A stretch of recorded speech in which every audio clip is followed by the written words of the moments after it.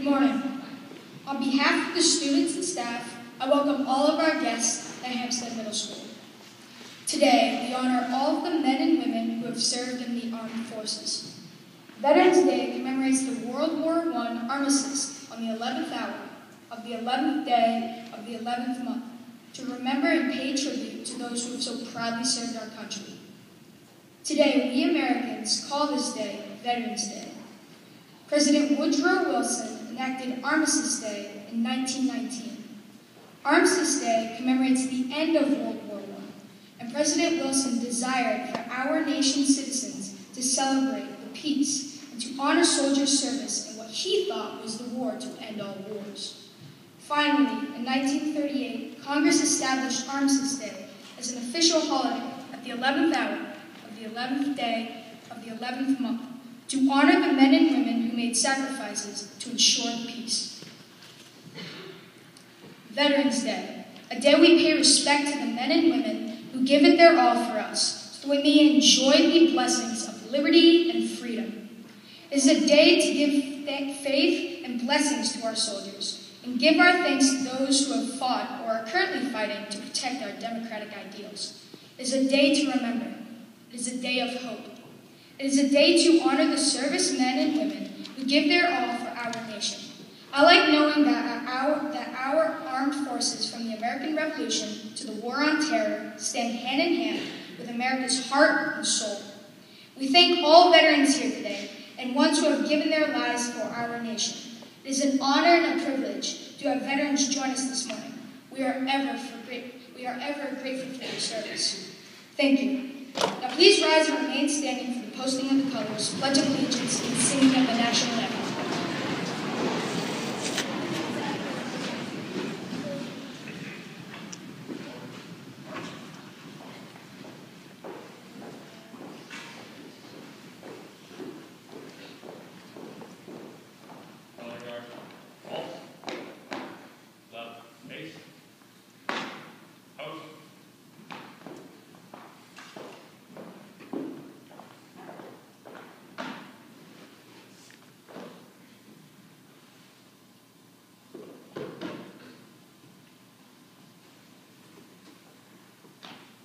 Present arms.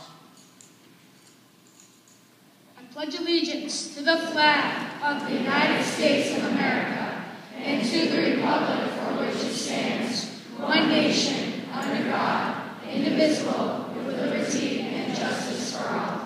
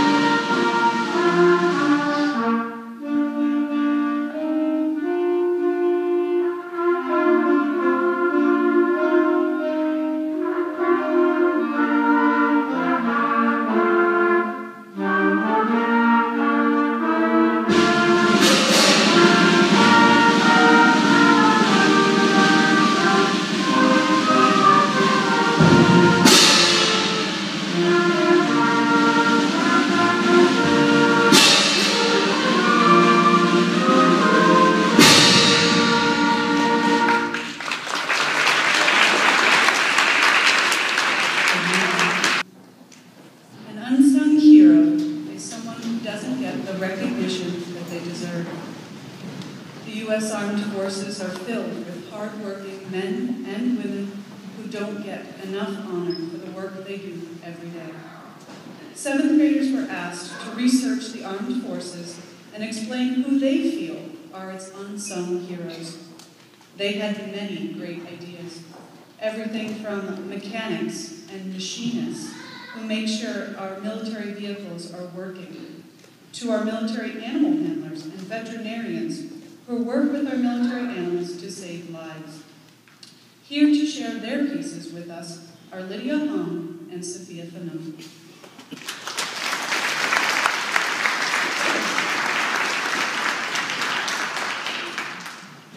The unsung heroes of the armed forces are the healthcare specialists. Healthcare specialists provide emergency care for injured soldiers. Healthcare specialists are also known as combat medics or army medics.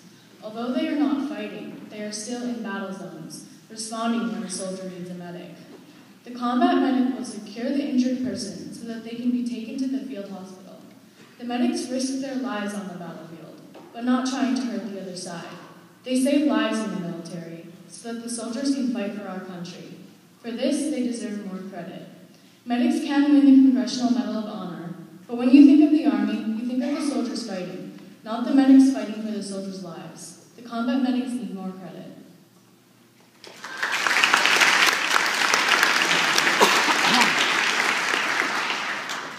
Men and women risk their lives to protect our country, but we mainly appreciate the Navy and the Air Force. We never take time to appreciate the Coast Guard. Living up in New England, I should really pay some thanks to the USCG Air Station in Cape Cod. Cape Cod isn't far from New Hampshire, so if anything were to happen along the eastern coastline, I know I could rely on them to protect me and my state. I need to give thanks to this small group of men and women specifically. The U.S. Coast Guard Air Station in Cape Cod mainly operate MH-62 Jayhawk helicopters, and they are responsible for the coastline from New Jersey up to the edge of Canada. Now, yes, they do fight from their helicopters, but they can do more than that. They are trained with the ability to launch a helicopter or fixed-wing aircraft within 30 minutes of a call, 365 days a year, 24 hours a day, and in all weather conditions. These men and women are fighters, and I know that they are doing what's right for our country. I will not only give thanks to the naval forces or air forces, but I will remember to give a special thanks to all forces fighting to protect our country.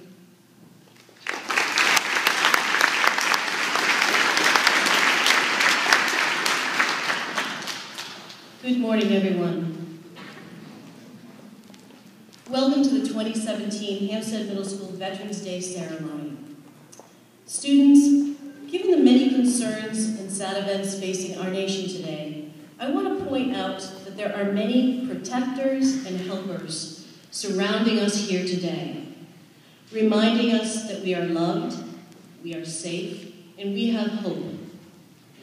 When we are sad and confused over big issues, I want you to remember to look around you to see, really see, all the people that are here to protect you and help you. Those people are, and I'd ask the people to stand when I mention your name or your role, our veterans. Please stand.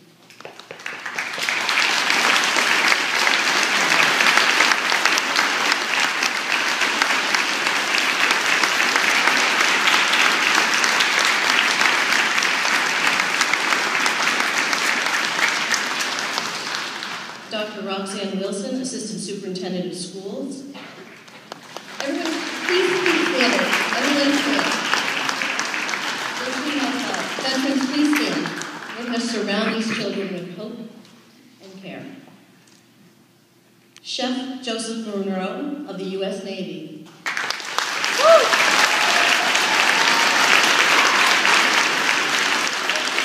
Mr. Paul Ott of the U.S. Air Force.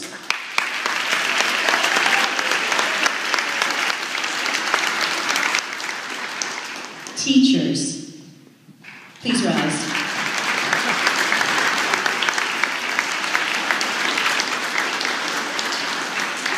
Our paraprofessionals,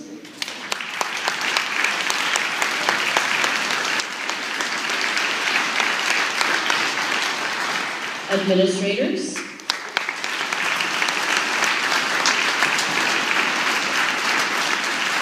support staff,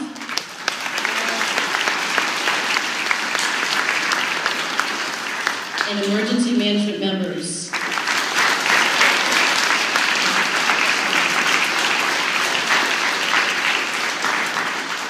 All of these people surround our school community each and every day with their dedication and commitment for us.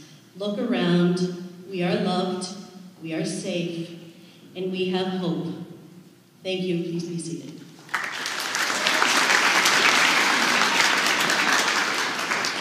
As a school community, we gather with a collective respect and heartfelt gratitude for those who have protected us and continue to protect us.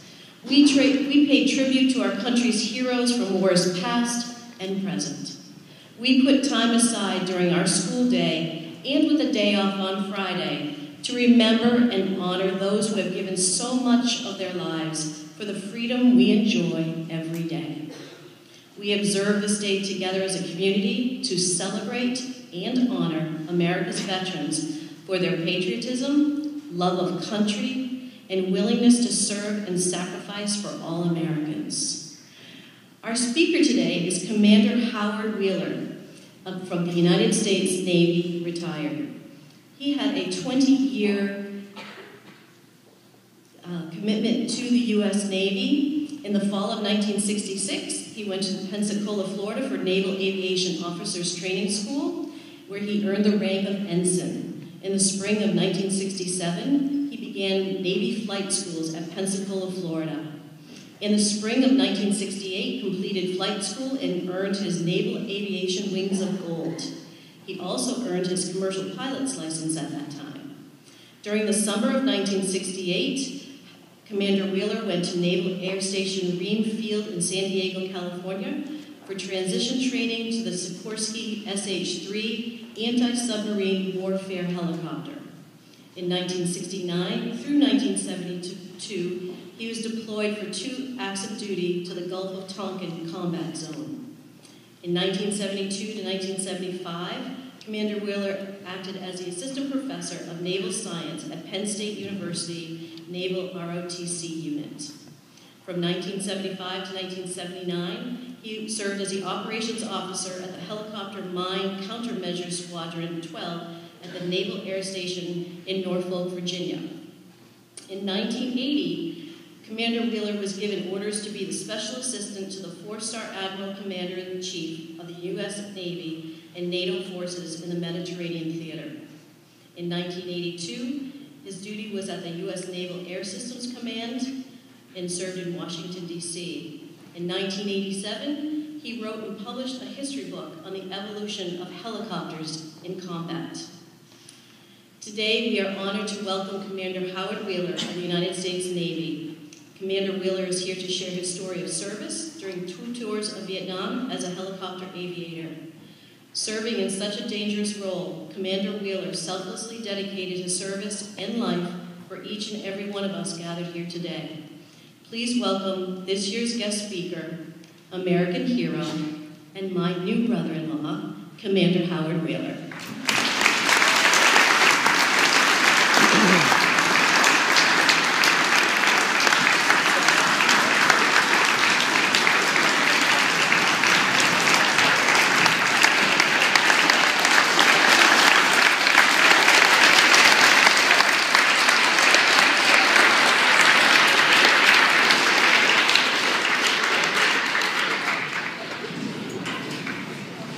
Thank you very much for that wonderful applause.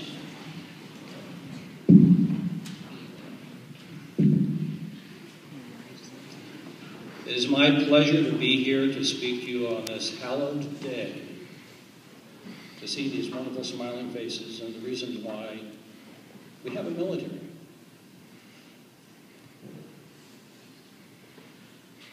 They asked me to spend a few minutes to talk about my Navy career. And it all started here in New Hampshire when I graduated from St. Anselm College.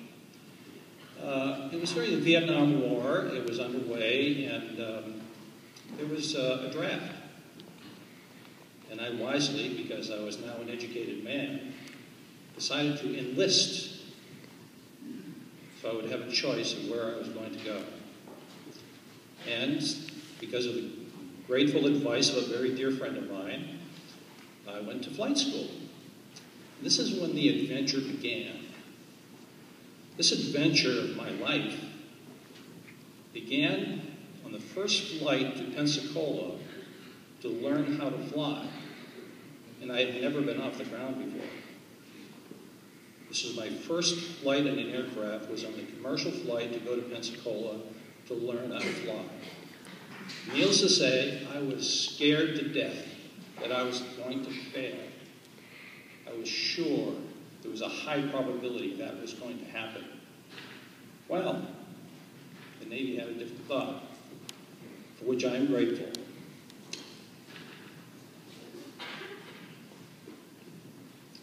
I guess I'd best sum up the sequence of things that happened that time when I earned my wings of gold. And that is the two categories of things. And I think you can apply this to your own lives, as young as they are at this moment. And that is, there are defining moments in lives, and there are defining people in your lives. And I would suggest that the defining people in your lives are in this room. Your teachers, your instructors, the people who prepare the meals for you, and teach you what you need to know to have a wonderful, interesting, and fruitful life. One of the things the Navy did for me, and I hope it happens to you, even if you don't go into military service, is to step up to the challenge at every step of the way. And early in this speech, I'm going to give you a challenge. And it's not an original one, because I'm not that smart. This was a quote from the admiral who was in charge of the U.S. Navy Special Forces Organization. And he spoke at the University of Texas at graduation in 2014. And the highlight of what he said was very meaningful to me. He said, if you want to change the world, start off by making your own bed. This is an American hero. He's telling you to learn how to make your own bed. He said, if you can't do little things right, you will never be able to do the big things. Think about that. If you can't do the little things right, like make your bed in the morning and have it waiting for you at night when you retire. And oh yeah, by the way, help your mom so she doesn't have to do it.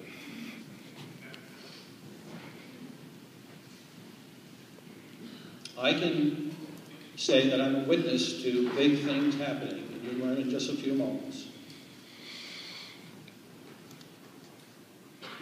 The first defining event in my life was the Vietnam War. It required me to learn a skill, to do something that I had never done before, and do something that was pretty scary. Yeah, pretty scary.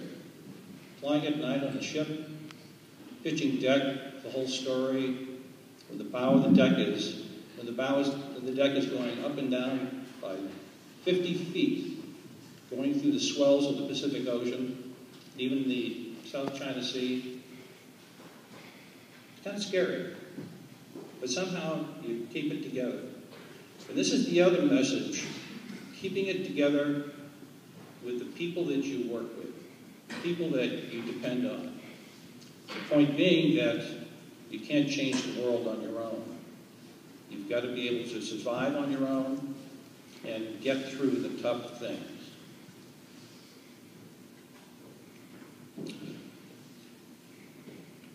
So flying to Pensacola, on that flight, I was nervous as heck. I landed, and the next thing you know, I'm standing in line facing a group of 2 Marine Corps drill instructors. Now, you all have a mental image, I think, in your mind of what a Marine Corps drill instructor is like. And it's probably a pretty accurate image. And to this day, these 2 gentlemen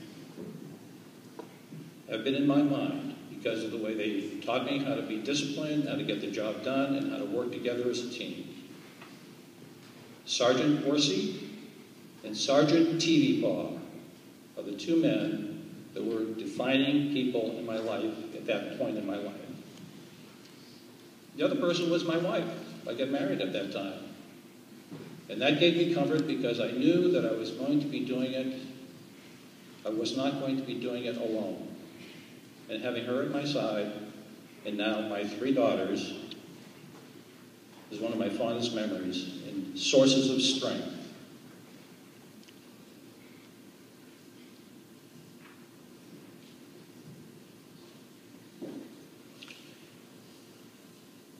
My tour in Vietnam was offshore, aboard a carrier.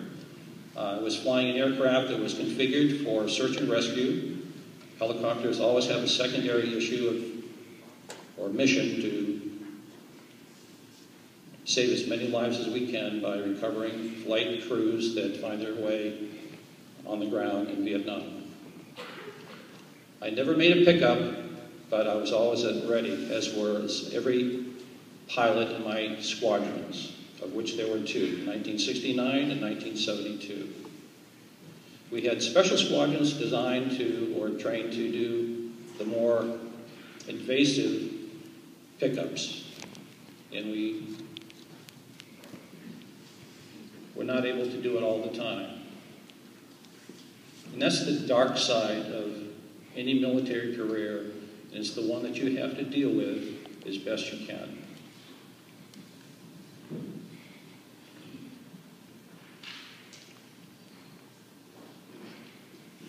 There's an upside to my career, and I think any naval officer, any officer who is present here, or any member of the service, there's always some fun times.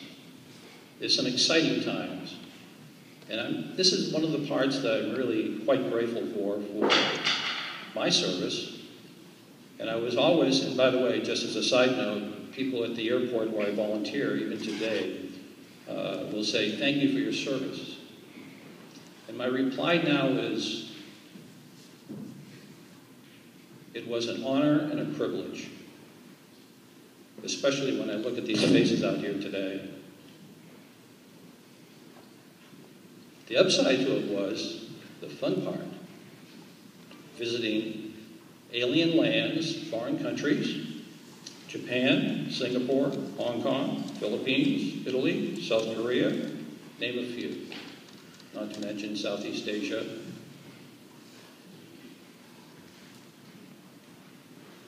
And one of the most interesting part of the experience was, and this is the thought that I want you to hang on to, if you remember anything, the opportunities that you are given in military service are limitless.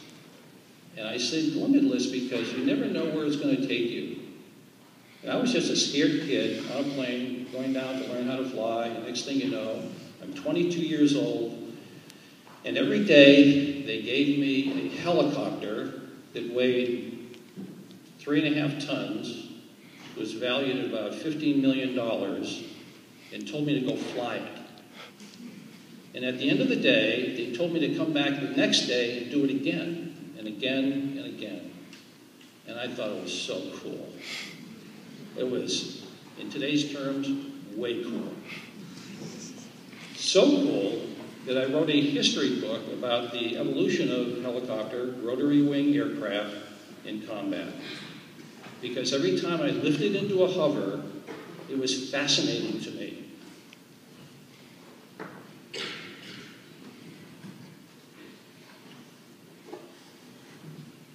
Along in my career, when I was at the ROTC unit at Penn State University, I had a chance to get a graduate degree. So I decided to study journalism because I wanted to learn how to write better, more clearly and more concisely, and to communicate my thoughts a little bit more clearly. That was very important in military life, communications. Because I had that degree now, my detailer, who is the person who assigns you to your next assignment, came to me and said, how would you like to go to Naples, Italy, with your family and be a speechwriter for a 4-star admiral? And my response was, is that a promise? Because I'm up for it. Count me in. The gentleman I worked for his name is, none of you will know his name, but I'll tell you what sort of man he was and why a scared kid from southern New Hampshire can end up in the room with a 4-star admiral. His name was William J. Crow. He was from Oklahoma. And he was responsible for all of the military forces, NATO and U.S. alike, in the Mediterranean. And he changed that whole organization while he was there during the 3 years he was on duty. And I actually spent time in a room with him chatting about things, about his dog, about fishing, about what he enjoyed doing. Oh, yeah. By the way, some of the issues that he had to deal with. I was just a kid.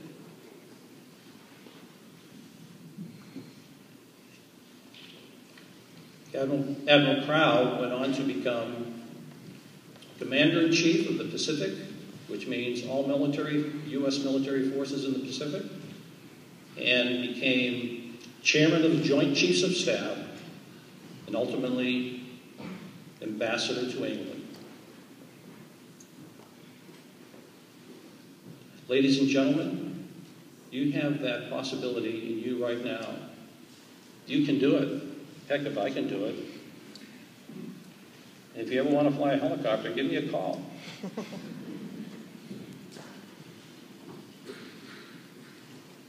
Oh yes, last thing. Make your bed tonight. Okay, raise your hands. How many people are going to make their own bed tonight?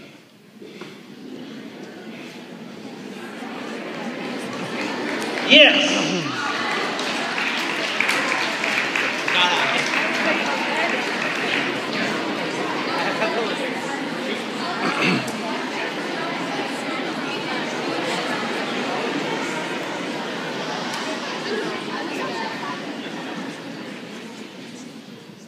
One last question. How many know how to make a bed as we speak?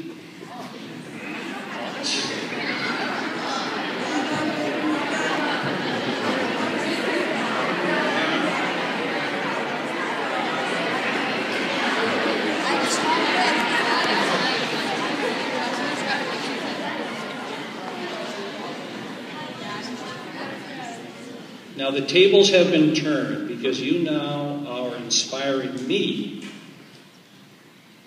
because you know how to do some little things. And apparently you do them well enough. Please, whatever you're doing, don't stop.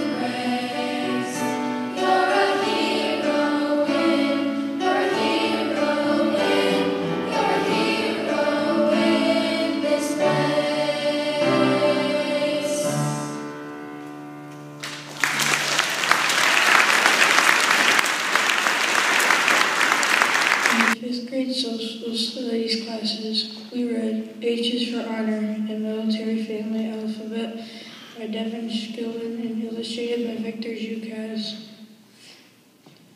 This book taught us about military language and the sacrifices these men and women make for us every day. November 11, Veterans Day, is a day to honor these brave individuals. We would like to honor them today and every day. H is for hero.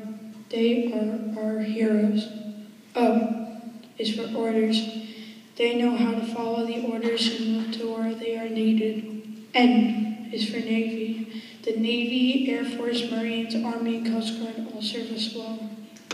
O is for opportunity. These veterans have given us the opportunity to be safe and have the freedom to make choices in our lives.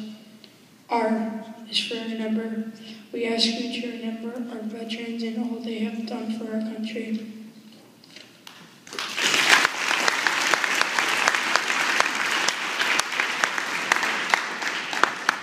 This is a quote taken from the book. Not everyone hears it, it's just a few, but there's no denying it once you do. When your country calls, you do your part. So H is for honor in our American hearts.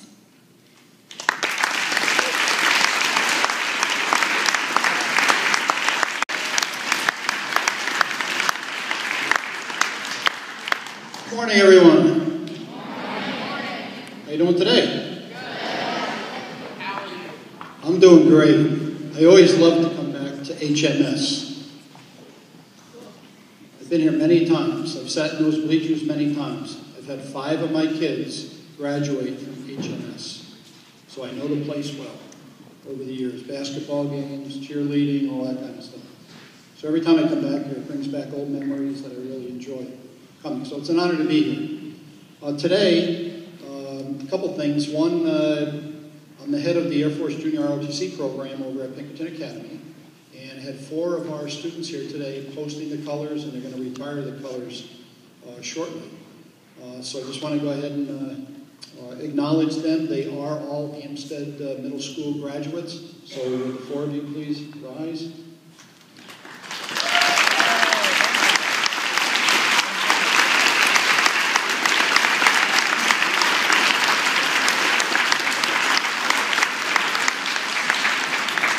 Josh Rebane, Ken Alexander, Ben Fairbank, and Zach Anthony.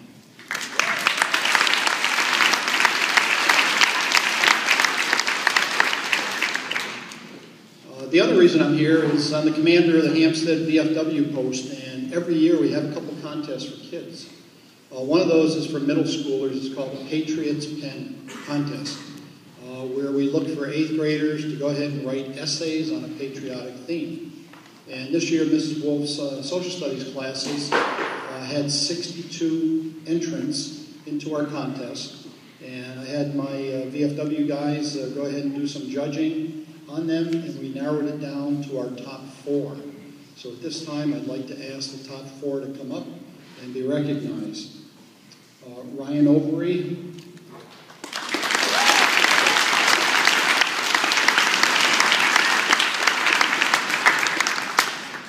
Alexander Barbuto.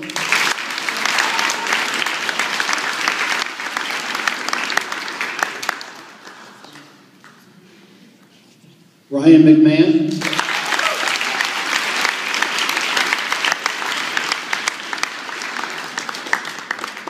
And Jack Cameron.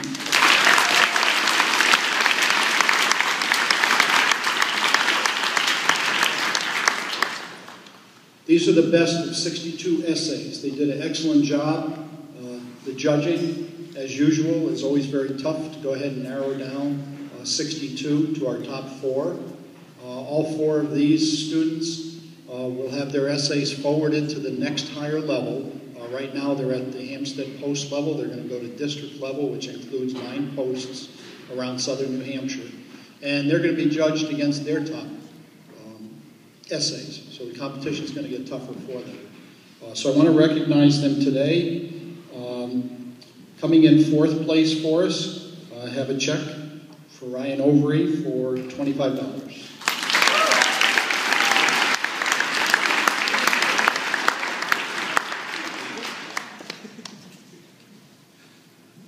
In third place, check for $50, Alexander Barbuto.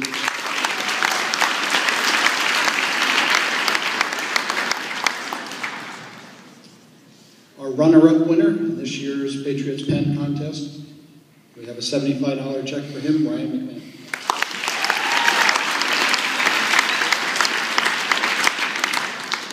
And our first place winner, we have a check for $100 for Jack Cameron.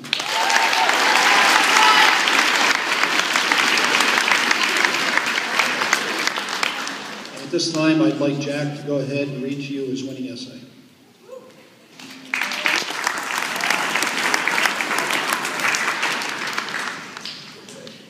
America's gift to my generation. When I was born, my parents knew that America would provide me with the opportunity to be my own person. I could enjoy the freedoms granted to me as an American citizen with the added bonus of being able to grow, change, and follow my dreams. America bestows upon us the right to pursue happiness. Whatever breathes light into our lives, we can pursue without fear of repercussion. Do we love hiking or writing? Then we can hike wherever we want, or write whatever comes to mind. While it's true that we benefit from the gifts of life and liberty, the pursuit of happiness is what makes growing up in the United States so valuable. The United States Citizenship and Immigration Services, created in March of 2003, states that 6.6 million people have been naturalized or became American citizens in the last decade. People from around the world immigrate here as they want their descendants to live happy lives in the land of the free. Writer and historian David McCullough says, "When the founders were about life, liberty, and the pursuit of happiness, they meant the pursuit of learning, and hard work is happiness." Writing might be what brings Ms. McCullough happiness, while studying medical ethics might be what brings me joy. However, we both benefit from the American principle of the pursuit of happiness. The Declaration of Independence, published by Thomas Jefferson on July 4, 1776, states, "We hold these truths to be self-evident, that all men are created equal, that they are endowed by their Creator with certain unalienable rights, that among these are life, liberty, and the pursuit of happiness." When the Founding Fathers gathered consensus of the ideals that America should be built on, they suggested that we follow trails to make us happy. I might choose to be a neurosurgeon, while a friend might be a dancer, but we can all grow up to be proud Americans. Some countries grant their citizens liberty and freedom from terror, but instead of granting us just the essentials, America also provides the pursuit of happiness. When people get to choose how they spend their lives, they feel fulfilled. This opportunity multiplies the diversity in America, not just because of our ethnicities, but because of what's in our hearts. Life and liberty secure our freedom, but the pursuit of happiness gives meaning to liberties we have been granted.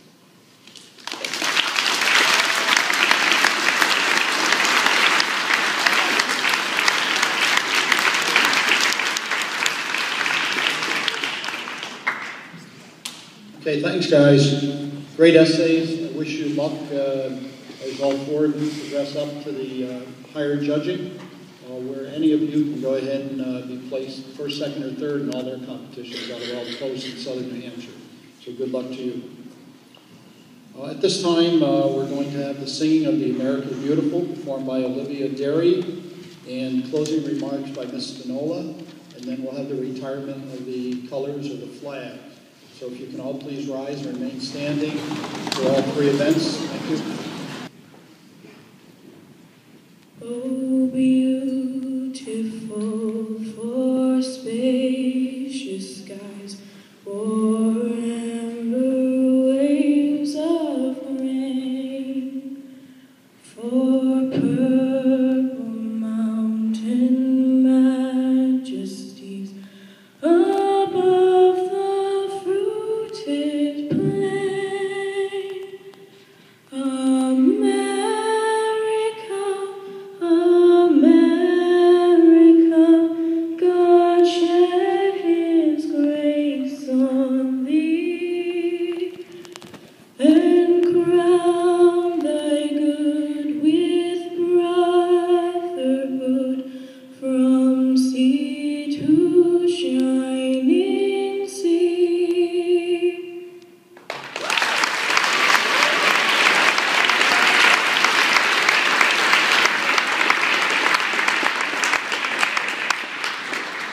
Thank you, Olivia. Thank you for sharing your gift with us today. What a lovely way to finish our time together in honoring our veterans.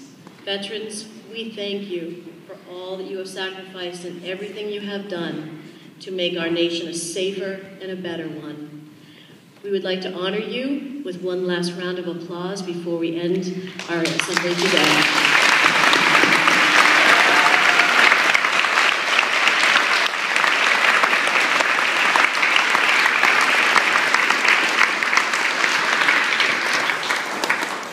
Thank the NJROTC from Pinkerton Academy and Lieutenant Colonel Stedman for sharing this day with us. So we may retire the colors.